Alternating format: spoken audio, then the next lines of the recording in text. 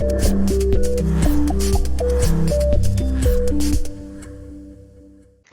delighted today to be joined by Dr. Danny Kingsley. Dr. Danny is a scholarly communications consultant from Queensland, Australia, and an expert in developing strategy and policy in the higher education and research sector. Thanks for joining us today, Dr. Danny. Oh, you can just call me Danny, but Danny. I'm delighted to be here. Could you just start by telling us a little bit about yourself, please? Well, as you said in the introduction, I work in the research and higher education sector, and I've always been interested in the way scholars communicate with one another. And so in 1995, I did my honours thesis, and I was looking at how people felt about these new online journals, because that was very early days of the web. I worked as a science journalist for quite a few years after that, and then when I was at the Australian Broadcasting Corporation, I started seeing some notifications about this thing called open access and realised that they were the same people I'd been writing about 5 years before. And so I commenced my PhD, and it was one of the first in the world to look at the question about open access. And then I've been working in that field since. I started up the Australasian Open Access Strategy Group in Australia, then moved over to Cambridge, and I've worked as the Deputy Director of Cambridge University Libraries there, looking after scholarly communication and openness. And I've come back to Australia. I'm now a visiting fellow for the Australian National Centre for the Public Awareness of Science, which is back to my scholarly science communication roots. But my scholarly communication side of things is I work as a consultant now with different institutions. Fantastic. I just wanted to share with you a bit of information about your profile in our platform. So this is your profile in the Analytica platform that our clients and enterprise brands that work with us see.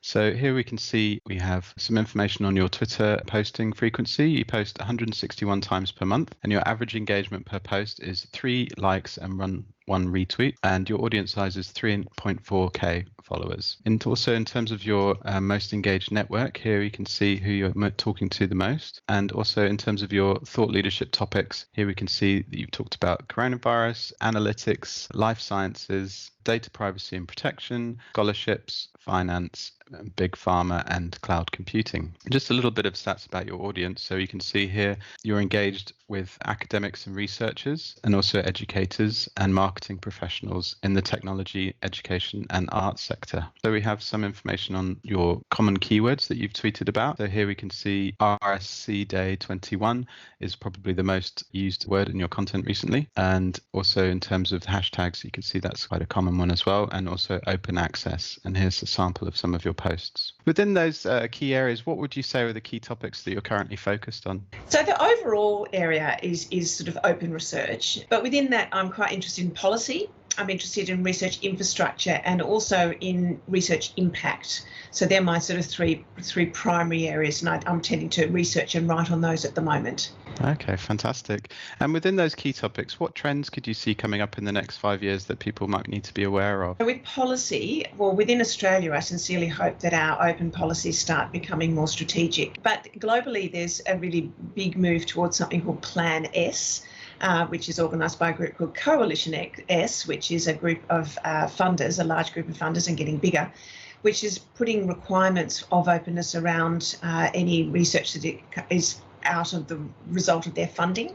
And this is quite a big change and is causing a rethink in libraries and within publishing companies about how do we meet these challenges. But we've been in this space for a long time, and this is something that's really actually started to make some changes occur. So that's definitely something to keep your eye out for. In terms of research infrastructure, that includes people and the skill sets required for people to operate well in this space. And I think that the sort of trend that we're probably going to find over the next sort of 5 years will be that the requirements for skills are changing, and that will start to be recognised more, which means that the way research is assessed will change. And that comes back to impact then with the other thing, the other main area I'm interested in, which is that there is more and more of an interest in research impact. And that doesn't mean that I've published in a fancy pants journal and lots of people read it. It means that the research I did meant something happened in the big wide world. So that sounds really innovative. Are there any other things that you've seen in this area that companies are doing that are also innovative like that? There are some attempts to try and sort of identify what are the skill sets in open science. It's been fairly haphazard is one word, the approach so far to training people in this space. It's kind of been different organisations trying to sort of create courses, or universities finding people who have certain skill sets and putting courses forward that match those skill sets. And so there is now finally an attempt to try and let's start really mapping it out. The best one I've seen so far is LIBA, which is the European Library Association. They've got quite an interesting open science skills sort of map, which I think is probably where we might be going into the future. In terms of the research infrastructure, the work done out of a group at Utrecht University called 101 Scholarly Innovations, it was a real game changer in terms of really identifying the different research infrastructure tools that are available to researchers over time. So that's really worth having a look at, because it's now a few years old, but it's still really relevant.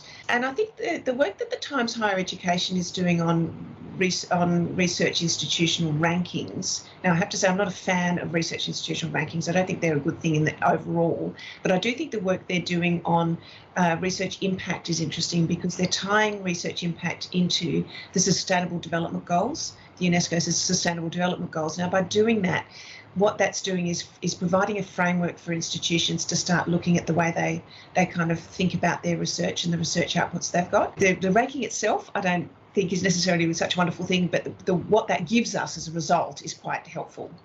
Just in terms of some of the people who are driving the most attention on social media or influencing people in that area, is there anyone that you particularly follow at the moment on social media?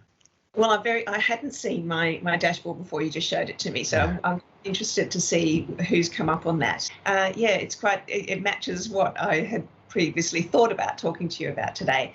So one of them is Bianca Kramer and Jeroen Bosman, and Jeroen is one of my people in my circle. And in terms of research impact, Lizzie Gadd is the person I mostly interact with, and she's really leading a lot of thought on that space from the UK. So could you just tell us what impacts have you seen in the tech industry due to COVID recently? So in the area of scholarly communication, one of the big things that's happened is the use of preprints. So that's where somebody puts up a piece of research that they've written that hasn't been peer reviewed yet, and it puts it up into the public domain. And then it may be comments, people can have comments on it, it may be changed a bit, and then it might be submitted for peer review later on. So preprints have been around a long time. In physics, they've been around since 1991, and they're used extensively in some areas, but haven't been up till now in areas like medicine. And there's lots of arguments why people are a bit nervous about preprints, because media are picking them up and using that as a research output, and it's not peer reviewed. So sometimes this wrong information's gone out into the public domain. Mm-hmm. But what that has done is it's really sped up the way we can get information out. So that's one aspect. And another one is the need for research to be openly available so that people can just get on with it. There's a reason why we have had a vaccine in people's arms within a year of us knowing that we have this new coronavirus, and that's because the research has been open, and that's really what open access has been all about. And suddenly there's been this big need globally, and work has been made open, and we can all now really see a real life example of why this is beneficial. Oh, that sounds really positive and a good step forward. So outside of your key topics, are there any other topics that you're interested generally?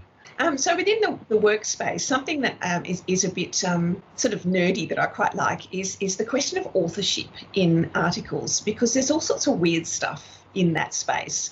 And in the areas where it's alphabetical, for example, there have been studies that have shown that people who've got their surnames that start with a letter in the second half of the alphabet don't have as illustrious careers as those in the first half. A slightly nerdy one is that I actually have a second life as a fitness instructor. Wow. Yeah, so that's my completely separate life to all of this stuff, and I really enjoyed that. It's a completely different experience. Fantastic. So just finally, if a brand wanted to work with you, what would be the best way for them to get in touch with you? Probably Twitter is the best way. I'm on Twitter all the time, so I'm at DannyK68. DM me on Twitter and I'll respond, and we can get in touch. Okay, fantastic. Well, thanks again for joining me today, Danny. It's been a real pleasure talking to you. Thanks for the opportunity, Joe. It's been great.